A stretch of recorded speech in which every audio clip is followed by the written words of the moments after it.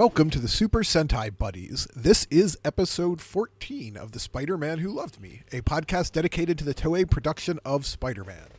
Every so often, we watch an episode of the show. We share our thoughts with you, the listener. My name is producer Mark, and with me, as always, is my co-host and buddy Brian. Brian, how you doing today? I'm sleepy. Yeah, that's fair. We're going to get into our 5 stars in just a minute, but I have a weird thing I want to share with you. Okay. Before we do. And that is, so this time of year, like a lot of families, my family and I tend to watch Christmas movies in the evening. Okay. We're on the other side of Thanksgiving. We've started, once every couple of nights, we'll throw on a Christmas movie to watch together. Okay. And like when you get down to the last week or so, you hit all the keys. Right. You hit your It's a Wonderful Life and your Muppet Christmas Carols and the one I know we share Christmas Eve on Sesame Street. Right. You hit all the classics. But in the early part of the month, it's just higgledy-piggledy. It's whatever you can find, whatever. We kind of mix it up to see what we can stumble across, right? Mm-hmm.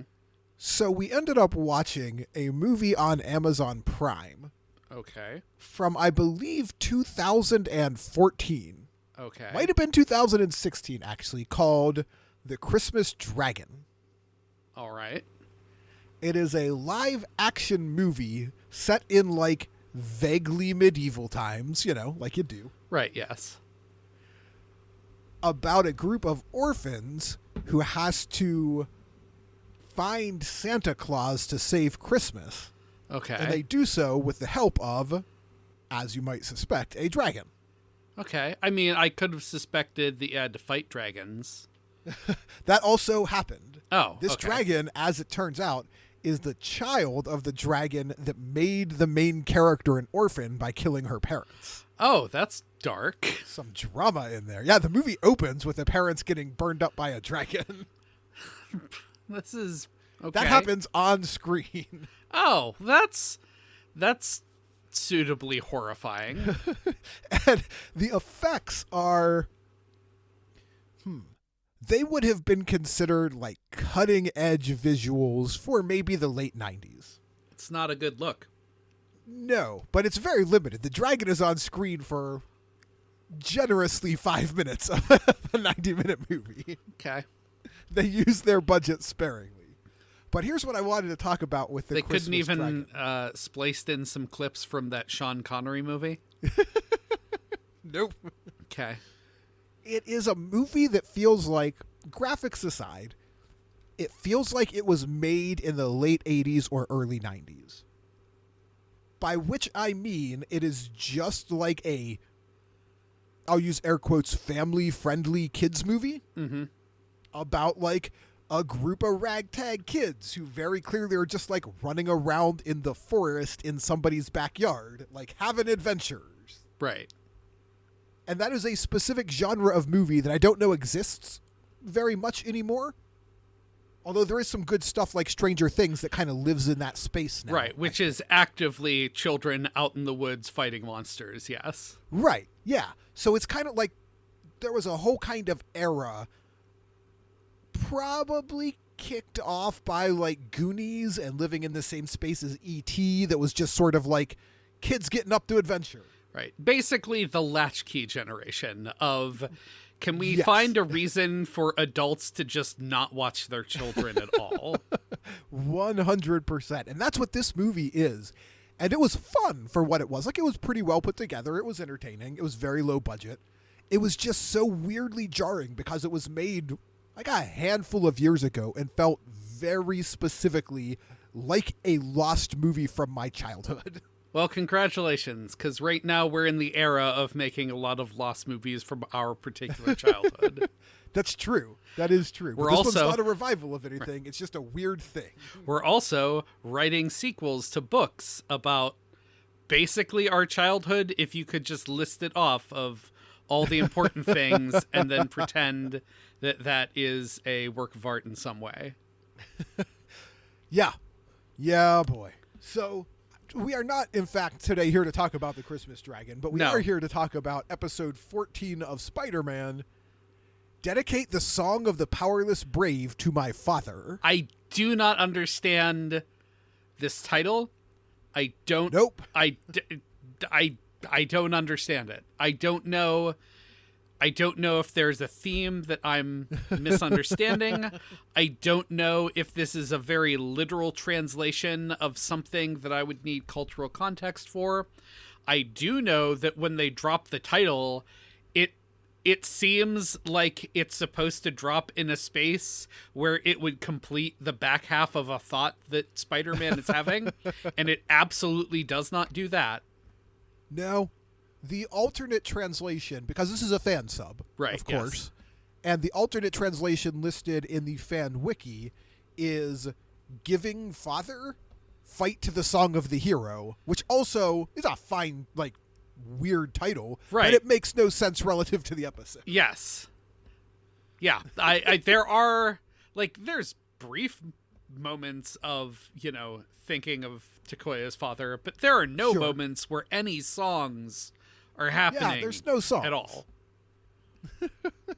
So we are going to get into that, but Brian, before we do, Shining in the Heavens, there are 5 stars. Before we get to those 5 stars, I do have a Christmas movie question. Ooh, okay. I'm here for it. Should I watch Noel again? Yes. Okay. Already done. Holds up super well. Okay, because it's not... We watched it in, our Christmas in July, and then we watched it again after Thanksgiving. Okay. It's fun. Okay, because, on the one hand, it's not a great movie, but on the other hand, Anna Kendrick is extra charming. She is, and the movie's full of a lot of charming people. It's just cast very, very well. Okay. And Anna Kendrick's great, and, it's very fun for what I think it is, which is to say, an ABC family movie of the week. Okay. And I know those things don't exist anymore, but they sort of do now in the, direct to Netflix, direct to Amazon. There is a lot of big budget stuff there, but there's also weird little things like Noel. Okay. All right. Yeah, so our 5 stars this week, as is our wont, we're not doing anything timely or topical. We're just listing off 5 things. Right. In a related group. I think we did similar either last year or the year prior around this time of year. Right. We may have done this exact list. Yeah, and I think we may have, but I didn't go back to check because I thought it would be very fun to do it again, and then after we do it, do a compare and contrast. Right. Presuming I'm not going to force the audience to listen to that. Yeah. Presuming that we actually did this list before. Right, yeah. We may not. This may all be a fever dream. Brian and I record a couple of podcasts together, so who knows? This may have showed up on the other one. I don't know. Not a clue. But what we thought it'd be fun to do, since we're stuck between Thanksgiving and Christmas as we record, is to do a top 5 of our favorite holiday foods. Yes. And holidays, we're including Thanksgiving, Christmas, and New Year's. Basically the fall-winter spread of holidays. Right. The sort of winter triumvirate. Yeah, keep your 4th of July picnics out of this discussion. And Brian and I both grew up in the sort of American Judeo-Christian tradition, so we hit those are our big holidays. We know there are other ones that fall in that window. We're probably not going to have any food from those because we don't have a tremendous amount of experience with them. But if you're a listener and want to share your favorites, you can always hit the program up on Twitter. Or email. We'll talk about where to find us at the end of the show. Yes. So I think we did similar. It might have been Christmas specific last year. I don't know. But this list now is just our chance to sort of reflect this year on what the key points are. And I'll tell you, I know we talk about food a lot on this program when we do it. But this year has been, for many reasons, a very hard, and I spend a lot of time thinking about food this year. Food is the thing that gets me through a lot this year. Look, I know that, I frequently say food will never betray you. And that is demonstrably not true because I have the Wilford Brimley. But look, food always makes me feel good. So if food talk is not your thing, go ahead and skip about 10 minutes. We'll see you for the episode review. But Brian and I are going to take a few minutes here to talk about our highlights. Starting at number 5 and working the way up, I'll start with number 5. And I'm putting it at number 5 because it's pretty pedestrian, but it's a real key for me. And that's just a good baked ham. And I know ham is often, for some reason, more frequently associated with Easter. And that's fair, but I love a baked ham. I'll take it over a turkey. I realize it's sort of heretical. I mean, it is, and you're excommunicated from the rest of the segment. Oh no, I'm excommunicated from the holiday feast. Yes. Also, and I'm not even a big gravy fan, but ham makes a way better gravy. A ham gravy is fantastic. I'm not sure I've ever had ham gravy. This segment is not turning out as wonderful as I would hope.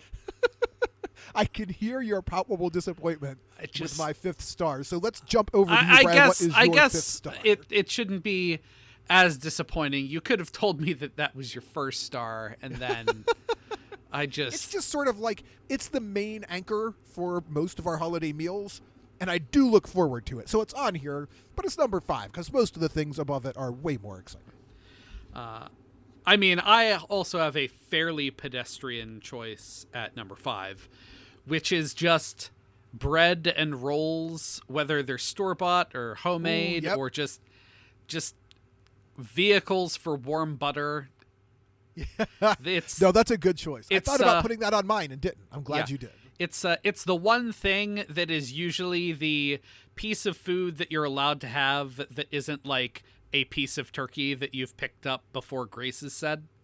Right. Because, there's that window of bits of food that you're allowed to sneak before the meal starts. Yes. And bread tends to be among them. So, yeah. Those rolls are also real critical for a good, second round sandwich.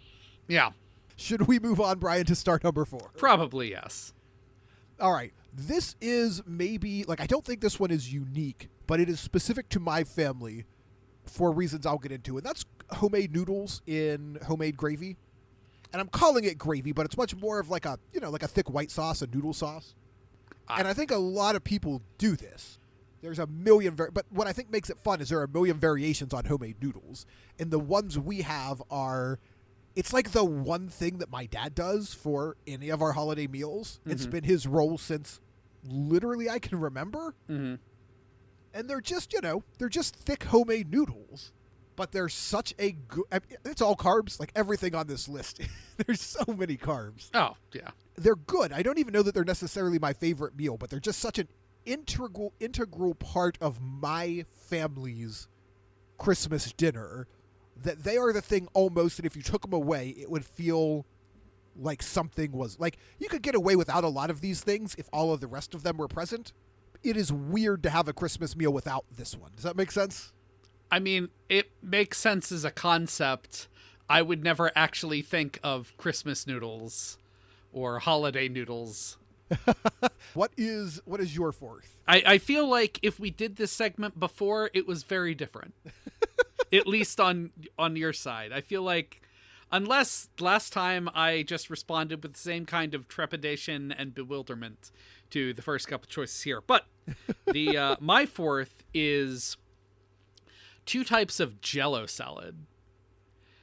There's one I only know because I'm familiar with your family. Right. And I'm excited for your explanation. This is the weird one for me. I get it because I've seen it. Right. But when you first told me about it, I was like, what? Jell-O? Why is Jell-O a thing? So there are 2 types. One we refer to as Jell-O salad and one we refer to as ice cream salad. Both are Jell-O based, but the ice cream salad is also ice cream and fruit in a red Jell-O, probably cherry or strawberry. And that, mix that together with ice cream and then that sets. And the other is lime green with marshmallows and Dream Whip. Okay.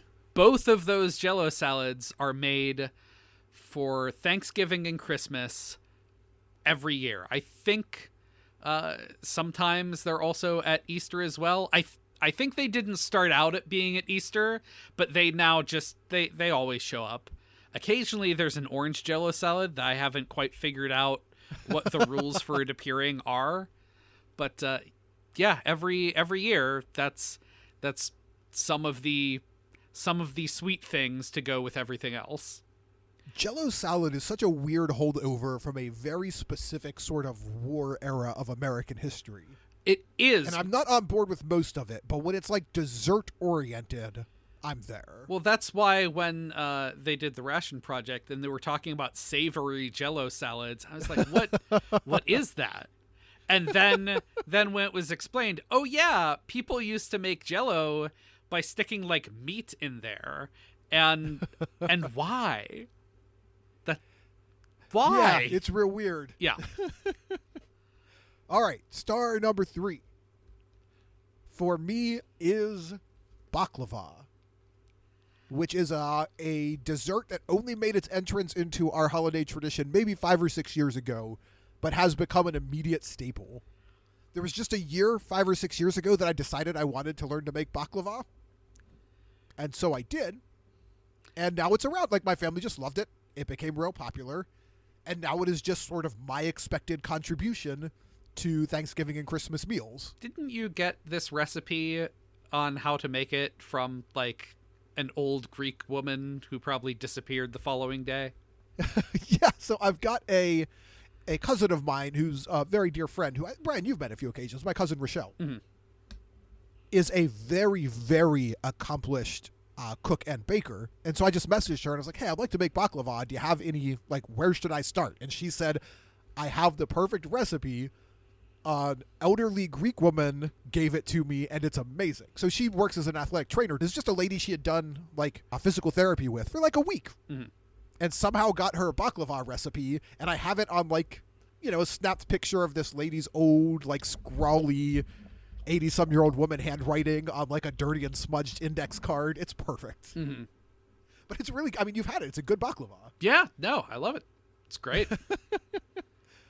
What is your third star? Cranberry sauce. And while I'm okay with, like, the cranberry sauce out of the can, what I specifically mean is cranberry sauce that is actually, like, cranberries and sugar and cinnamon and, like, a mix. So basically the actual cranberry sauce. Now, granted, I'll still eat the canned stuff. Sure. But it's great. I love it.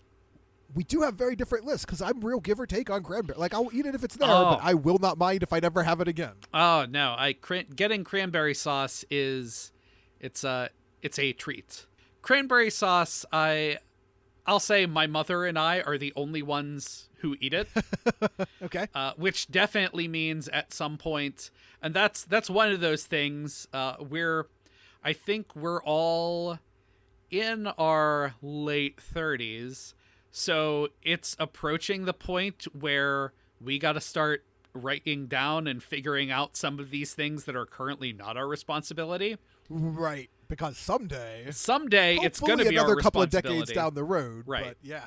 Well, and I have a brother and a sister, but if I'm the only one who likes cranberry sauce, nobody else is going to, make cranberry sauce. So, yeah. All right. Star number 2. This is another real traditional one as I weave back towards the mainstream. It is just a good garlic mash. Okay. I love mashed potatoes, and they are at peak form when they've got like a little bit of some minced garlic in there and, some good, like, mash it up with good butter and heavy cream. I don't like a real, like, whipped or real light mashed potato. I want it to be a little heavy and a little chunky. But I'll take just about any of it, especially if it's garlic. I feel like the only thing on your list that I've been on board with is the baklava. I feel like you and I have somehow very different holiday tables.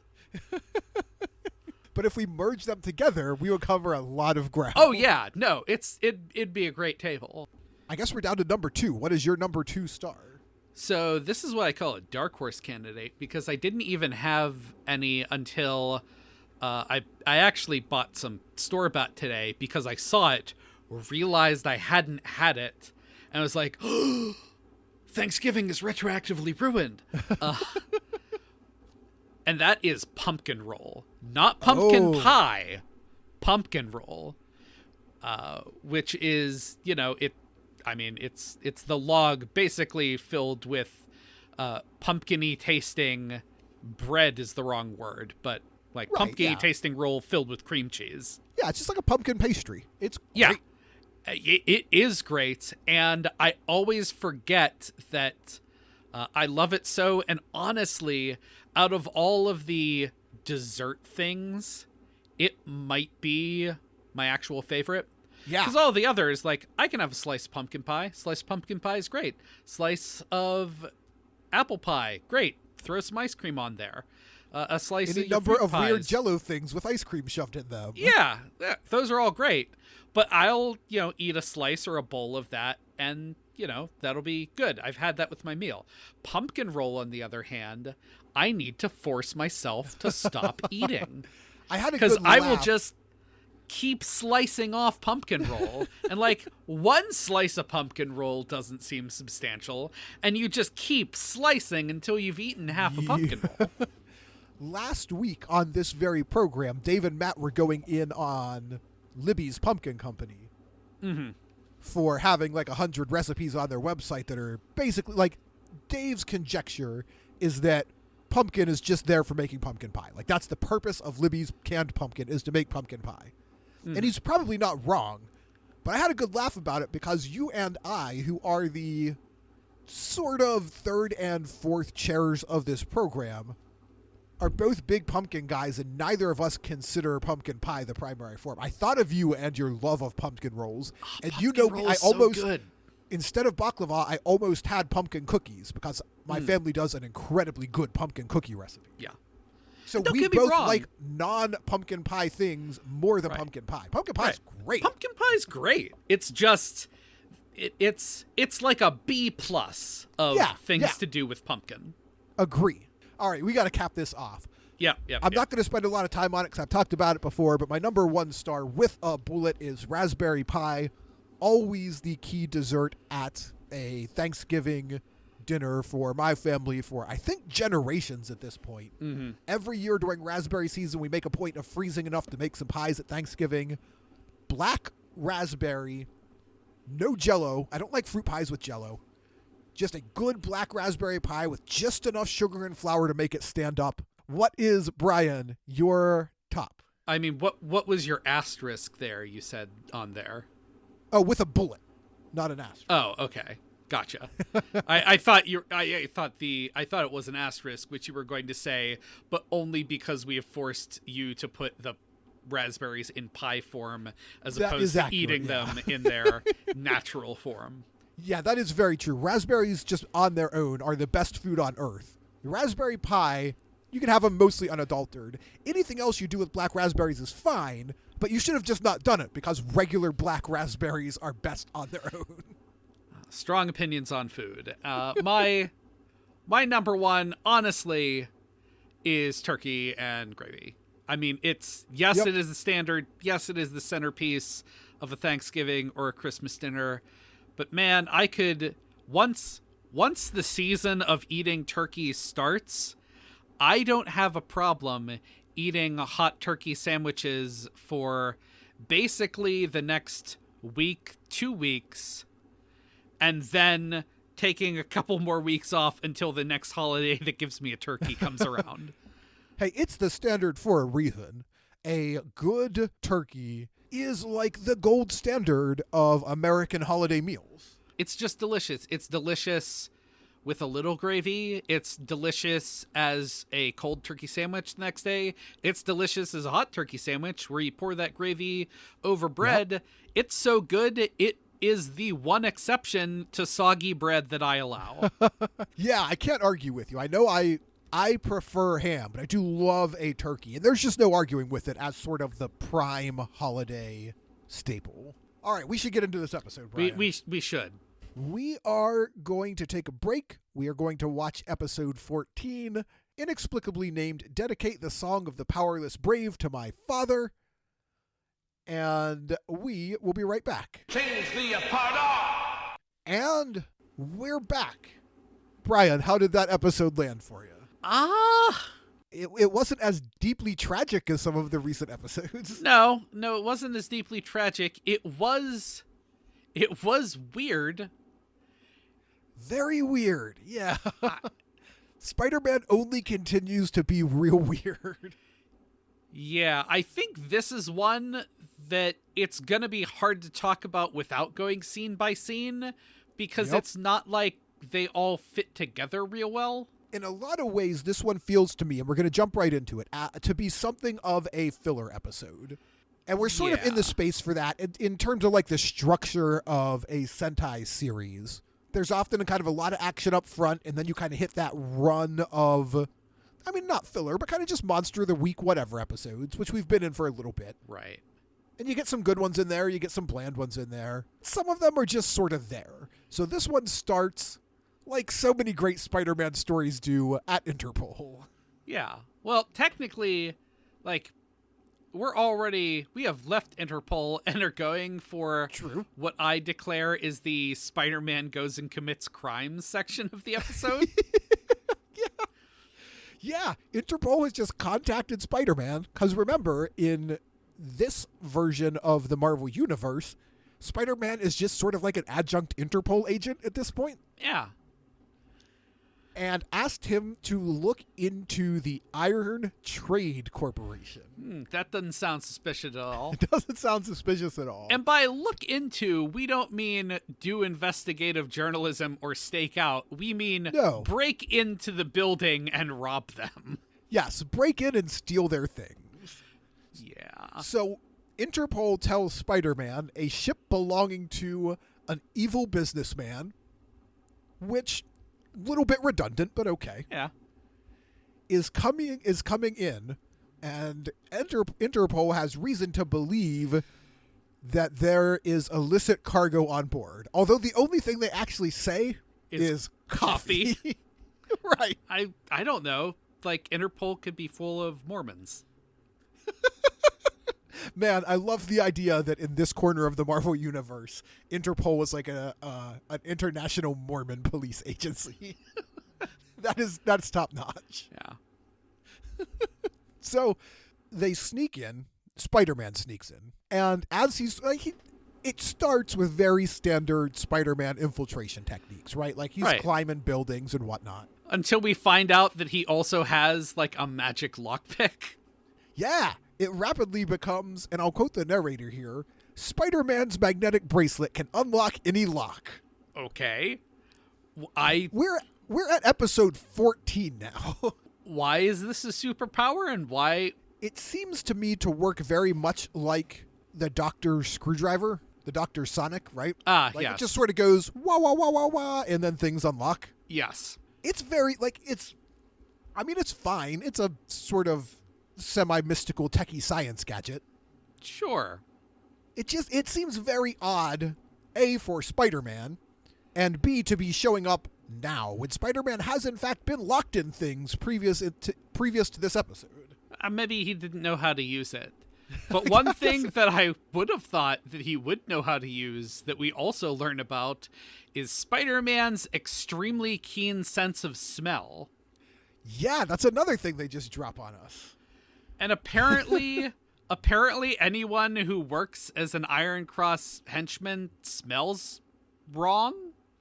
Well, there's a weird thing here. So, primarily, the suggestion is that anyone who works for the Iron Cross Army has been machine augmented. They keep referring to them as is it augmented men or changed men or something? Yeah, something like that. And as far as I can follow the logic of the narrator in this moment, the augmentation process involves being put under, and Spider-Man can sniff out even months or years old lingering scent of anesthetic that is common to the augmented man of the Iron Cross Army. A bafflingly tortured piece of logic. Yeah, because presumably he would also accuse anyone who has ever had their wisdom teeth removed of being part of the Iron Cross Army. Anyone who's ever had any sort of inpatient surgery or many minor outpatient surgeries. Right, yeah. It would seem to me that you're going to detect more of those people than perhaps those in the Iron Cross Army. But I can't tell if we're interjecting this because we need to show off Spider-Man's new keen sense of smell, or if actually what we're trying to do is say, oh, by the way, the Iron Cross has a bunch of enhanced humans running around that we are deciding to explain right now. Yeah, it's very weird. And I think they must have done it because they wanted some not immediately obvious Iron Cross soldiers. But for most of this episode, I find myself thinking, where are the Ninders? Yeah, maybe they just misplaced the Ninder costumes this week. Right? Because it's just a bunch of, like, machine-augmented humans. Yeah.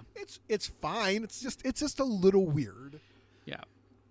But anyway, the two enhanced security guards don't see anything, so they wander off while Spider-Man crawls over some laser grids. Nobody, including, I think, Spider-Man, is surprised to learn that the Iron Trading Company is, in fact, a front for the Iron Cross Army.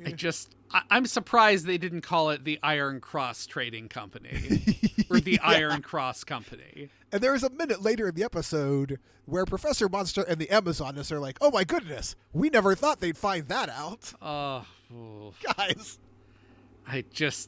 I don't know how they have managed to conquer so many planets up till now. It's like vampires spelling their names backwards to trick people. All right, Alucard. Right. So Spider-Man does indeed, like, sneak into... In my notes, I just called it the business room. Yeah, he finds a safe behind a painting, behind a wall. We don't explain how Spider-Man detected any of that. Nope. We have an inexplicable camera shot that looks like it's shot out of, like, Spider-Man's point of view, which inexplicably his point of view is depicted as restricted by, like, how his eyes are set up on the mask. Yeah. Which does not make sense at all, because, like, your eyes are not that large. The Spider-Man eyes are much larger than a person's eyes. Your vision would not be restricted in that way. And if it was, you would alter how that mask works. Yeah, that would be a badly designed mask, and you would make a new mask. Right. But we only do that shot once, and I don't know why we do it. That is a weird question about the Takuya version of Spider-Man, because most of our other spiders, men and women, are capable of augmenting their own suits and equipment, right? It's kind of a staple of Spider-Man lore. Yes. And this is what I initially thought with the dial-in, the watch that can unlock any doors or whatever. Right. I was like, oh, okay, well, maybe that's a new piece of tech that Spider-Man has developed. There is no way our boy Takuya, like, I doubt he could augment his suit, let alone build himself a fancy watch. Yeah, Which leads me to a point, and maybe it'll happen later in the season. Mm-hmm. Why is his sister not his Q? That's a missed opportunity. Because his sister knows science. It's weird because his sister knows science and his girlfriend is an investigative journalist. Like, honestly, either one of them would probably make better choices for the all-around Spider-Man. Man, yes. Or we could just, like, axe Takuya all together and, like, make the love interest between Shinko and Hitomi and have them be, like, a joint Spiders man. I realize, this is 1970s Japan and that wasn't going to happen. I think our larger issue here is outside of having inherited the spider powers, Takuya is kind of bad at everything. Yes. And not really bad and disinterested. And not in a Clark Kent secretly acting bad at everything. No. Or like a Clark Kent only acting bad at everything to be humble. No, Takuya's just bad at stuff. Oh wait, this safe is probably connected to an alarm. I better rip this alarm apparently from the ceiling. I thought Spider-Man was going to be real subtle, but no, he just rips it off the ceiling and then breaks into the safe with his new safe cracking tool.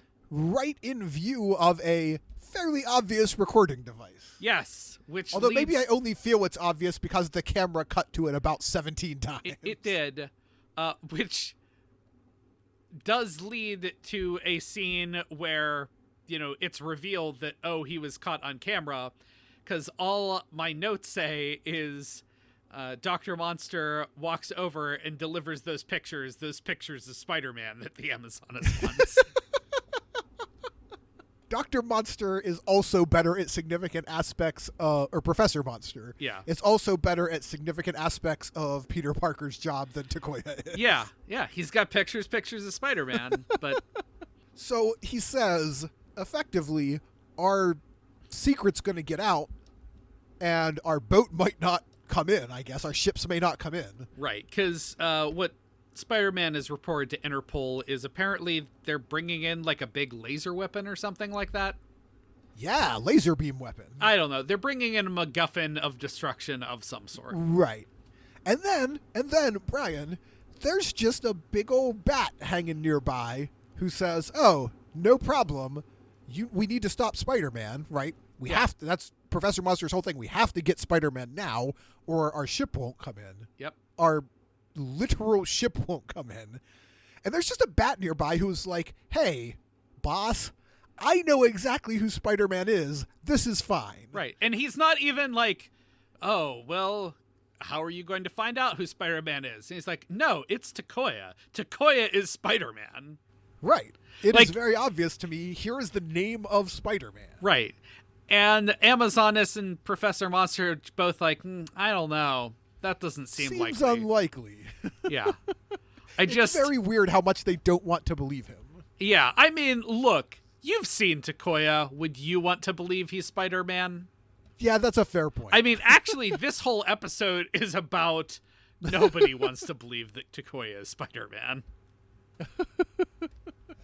Professor Monster basically says, like, all right, I'll give you a little rope on this. You go prove it to me.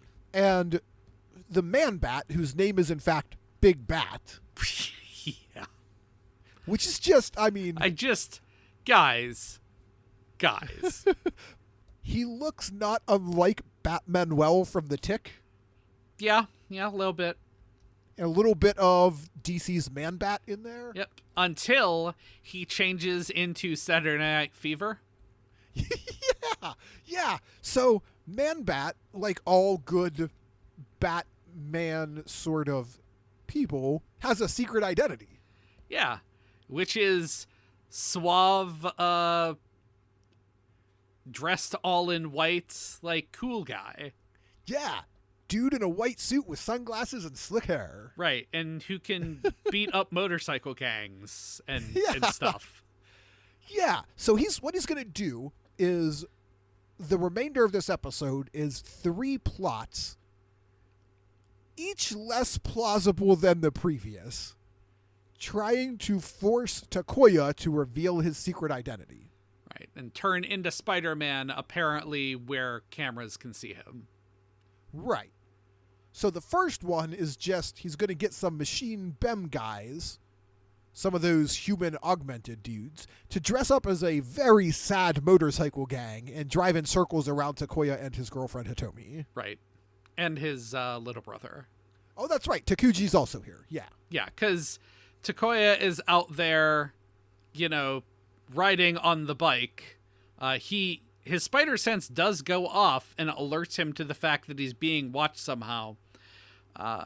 Did you notice when he eventually gets there, his brother calls him out for being 20 seconds slower, which, is because he stopped, but also points out that that's not good enough for qualifiers. So not even is Takuya not a great brother or boyfriend, which this episode will continue to illustrate, but he's not a great biker either.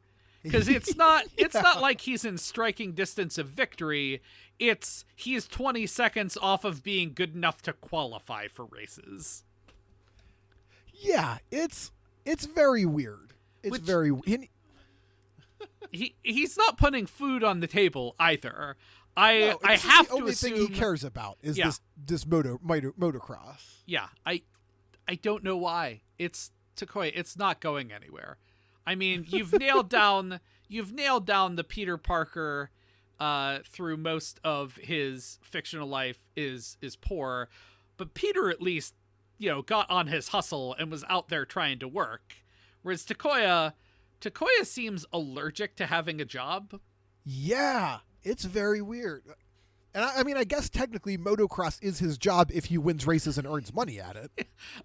I have not seen evidence that is happening. No, that's the problem.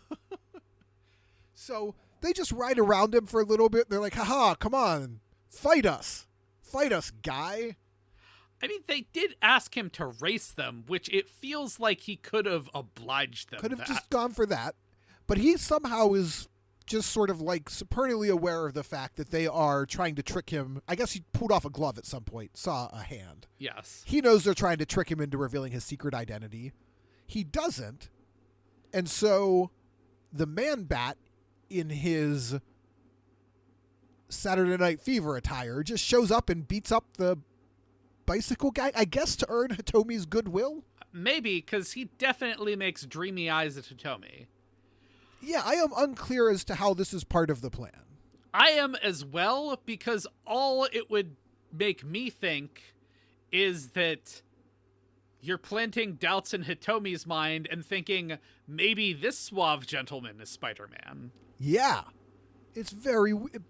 Obviously, that plan did not work. No. So they move on to a new plan, which is give Spider-Man's family tickets to a sad amusement park. I actually thought this was just going to turn into a full-on amusement park episode. It felt like it for a minute, but it just turned into one roller coaster ride episode. Right. Where the family goes to the amusement park, and Takuya doesn't even go on rides. I don't know what his deal is.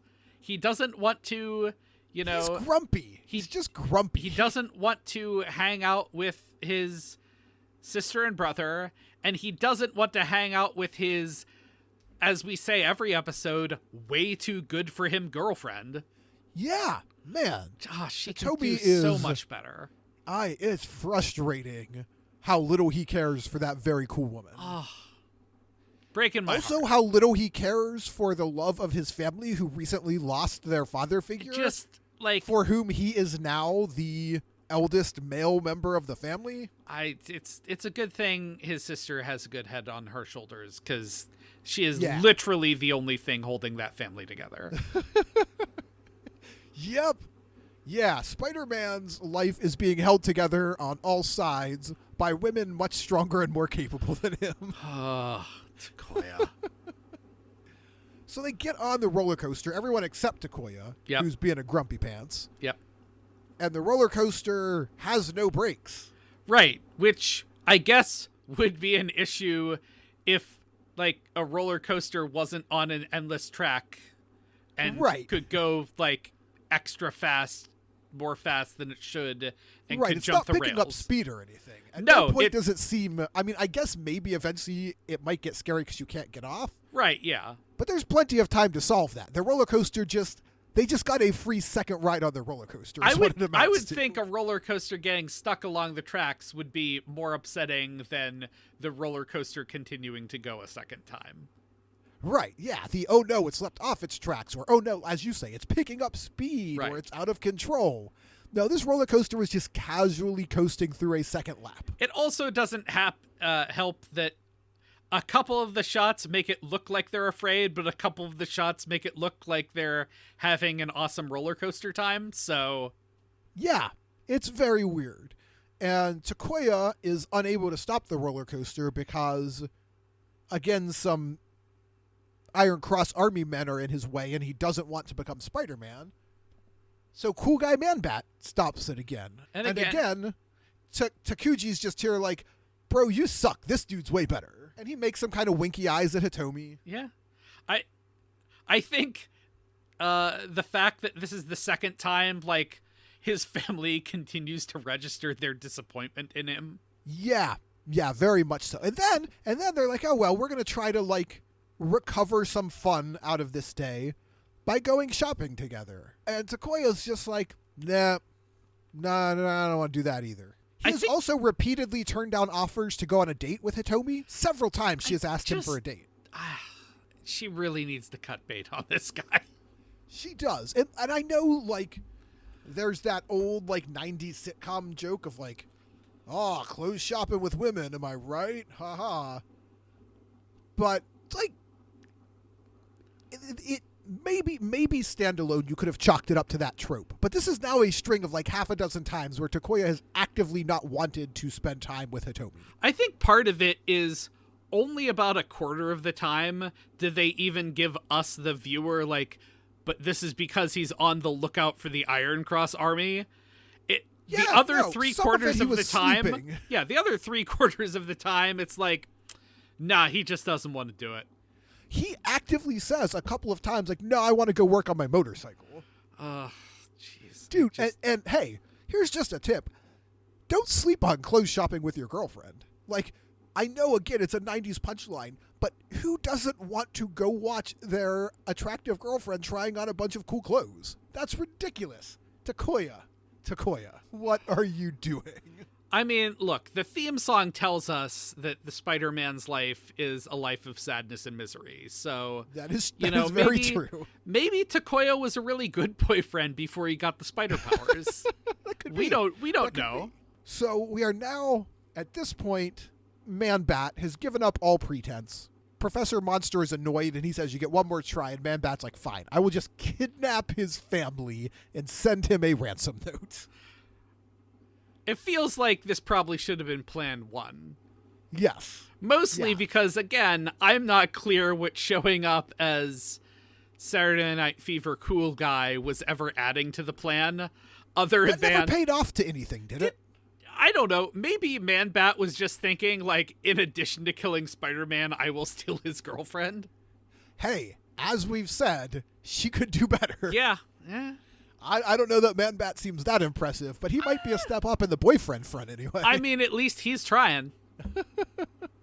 So Hitomi actually finds the ransom note. She tells Takuya, and then, as he has done probably a dozen times in this series, he gets on his motorcycle and drives away from his girlfriend, leaving her to figure out how to get somewhere else by herself. It's like his number one move. Yeah. He could have at least said, I'm going to save them. That at least would have... Because he doesn't even explain what he's going to do. Yeah, no, he just hops on his bike and drives away. He doesn't, to be fair, I guess, he doesn't know what he's going to do. No, that's true, because his problem is he needs to change into Spider-Man, but he can't because there are cameras everywhere that will detect him changing into Spider-Man. Yeah, yep, exactly. So I have another question here. Are all of his fighting powers actually tied up in, like... Is this like a Sailor Moon transformation process where you don't actually have the powers until you, like, transform? I'm actually not even sure. Is that a proper reference? Does that... I mean, a lot of his powers are just punching and kicking. It seems like those should carry over. But yeah, maybe but it not. seems like he's not good at those if he's not in the spider suit. That is true. But he can't transform, as you say, so he just decides, like, oh, well, nothing for it. I'm just going to have to show up as Takuya and see what happens. Right. What happens is Takuya gets his rear end handed to him pretty handily, as he's just kind of ducking, dodging, and weaving until he spots the sea. He's like, hey, I have a plan. And he basically dives into the ocean. Yeah, I think he tries to make it look as if he was either fleeing or had been pushed in. Yeah. But it is very much like... his cunning plan is just to fake his own drowning. Right. And then change into Spider-Man, who suddenly shows up right after it looks like Takuya has drowned. And boy, I'm it is maddening that everybody is fooled by this. I just... Guys, seriously. Like, he jumps off. Maybe 3 minutes later, the car comes driving up. Right. And all of the bad guys are like, whoa, there's Spider-Man. I guess it must not have been that guy who mysteriously jumped in the water 3 minutes ago. Yeah. Guys. It's very weird. Guys, it's very come weird on. how they all take that as proof that he is not Spider-Man. This is the least convincing dodge. But this is the fake mustache of dodges. Yep. But they're all there. Amazonas is there. Man-Bat. They're like, oh, huh.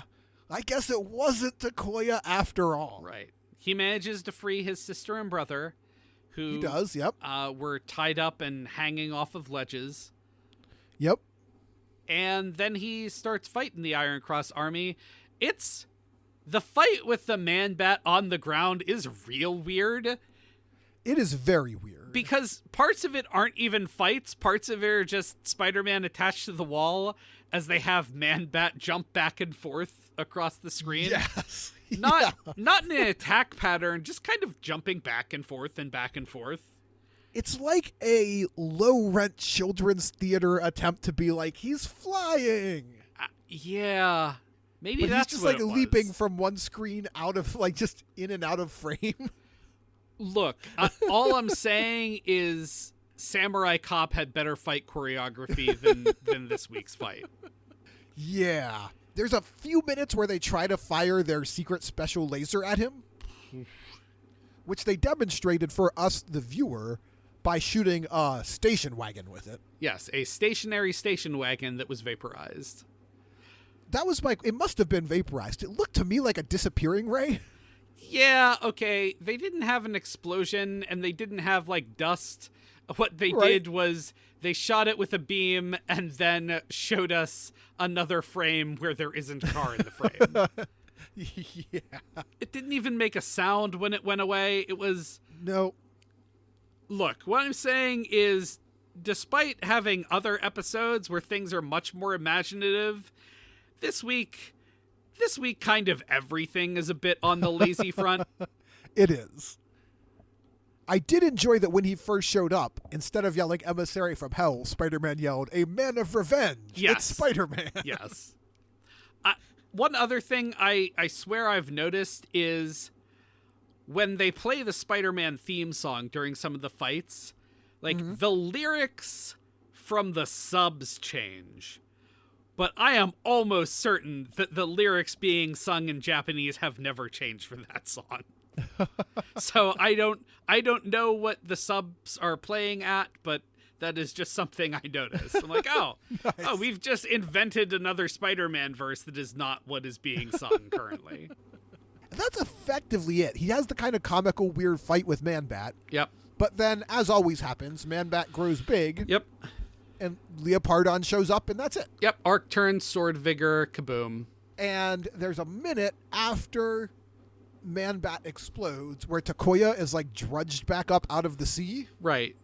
The fact that he's not dead really should clue everyone in to... Yeah, it's been a solid, probably half an hour of real time? I mean, at the very least, 5 to 10 minutes where he would have been under the water. So, unless someone has proven that Takuya is, like, a world-class breath holder, which I don't believe anyone believes, it seems to me that people should assume that either he should be dead, or no, he's probably Spider-Man and fake the whole thing. Not only has he been under the water for that long, ostensibly. Right. When he comes up, he is coated in thick mud. Yeah, I'm not... Is the implication that he was somehow rolling around on the floor of this river? I don't know. How did he get that muddy? I don't know. Part of me wonders if there is an abandoned plot where Hitomi suspects more that maybe Takuya is Spider-Man. Because she definitely, posits that thought a couple times. Yeah. But mostly not as, I wonder if he's Spider-Man, but more like, he really can't be Spider-Man, right? Yeah. She's trying to talk herself out of believing it. Right. And that's it. That's the capper for our episode. Just a mud-covered Takuya. Yeah, with his family saying, like, well, I guess he does sort of suck, but at least he's still alive. Right. Like, I mean, his family, I guess they appreciate the rescue attempt, but, right. Like, boy. The announcer even shows up and he was like, poor Takuya just has to pretend to suck so nobody knows he's Spider-Man. Yep. Yeah. This a weird episode, right? This episode is a weird one all around.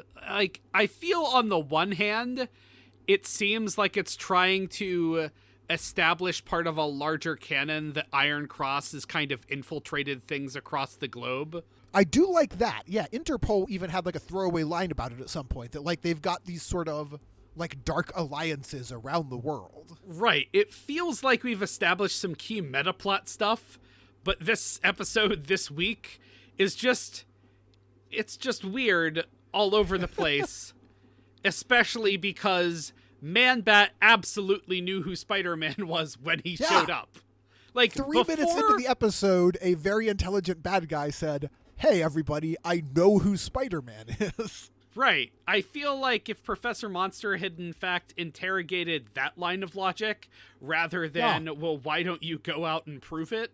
Like that, it would have gone better for old Professor Monster. Yep.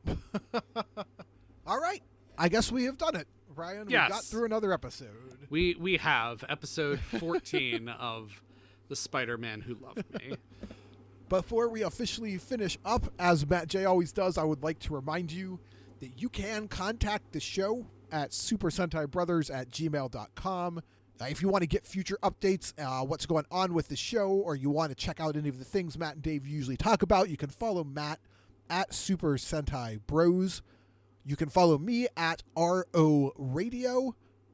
You can follow Brian at Mount Olympus Pod, which is the podcast that he and I do on a regular basis. If you like this episode, you can go check us out there. There's, at this point, like 4 years of us talking about Hercules and Xena over there. So much talk about Hercules. So much. If you do enjoy this show, as always, remember that shining in the iTunes review section, there are 5 stars. Rate and review the program on iTunes. It helps new people find the show. The Super Sentai Buddies is a production of Retrograde Orbit Radio. Once again, we are the Super Sentai Buddies. I'm Mark. I'm Brian. And we will see you next time for the greatest show on Earth. Spider-Man.